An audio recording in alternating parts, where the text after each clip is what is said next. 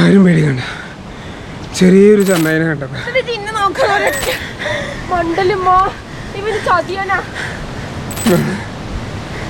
സത്യം പറഞ്ഞോ, ഇങ്ങനെ ചെന്നായിട്ടുണ്ടെന്നുണ്ടെങ്കിൽ ഞാൻ ഒളിമ്പിക്സിൽ മെഡൽ നേടും. അല്ല ഇപ്പൊ മനസ്സിലായില്ലേ? സ്വന്തം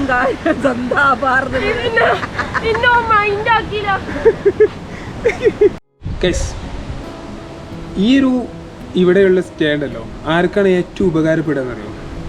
നമ്മുടെ ബിസി ലൈഫിൽ നിന്ന് കുറച്ച് നേരം നമുക്ക് റിലാക്സേഷൻ കിട്ടാൻ വേണ്ടിയിട്ട് നമുക്ക് ഇവിടെ വന്നിരുന്ന ആ റിലാക്സേഷൻ നമുക്കിവിടെ കംപ്ലീറ്റ്ലി കിട്ടും. കാരണം എന്താ അറിയോ?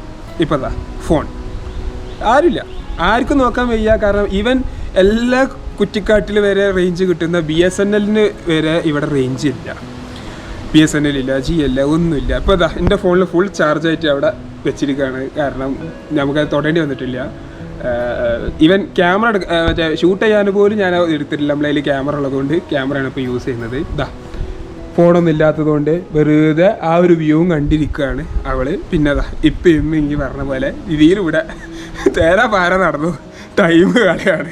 ഞാൻ പറഞ്ഞല്ലോ നമുക്ക് ഫോണിലൊന്നും ചെയ്യാൻ പറ്റില്ല. ഫോണിൽ നമ്മുടെ കയ്യിൽ ഫിലിംസോ കാര്യം ഉണ്ടെങ്കിൽ അത് മാത്രം കണ്ടിരിക്കുക, അത്രേ ഉള്ളൂ. പക്ഷേ അതൊന്നും കാണലല്ലോ ഇമ്പോർട്ടൻസ്. നമുക്ക് ഇവിടെ വന്ന് ഇതിൻ്റെ വ്യൂ ആസ്വദിക്കലാണ് ഇതിൻ്റെ ഏറ്റവും ഇമ്പോർട്ടൻസ്.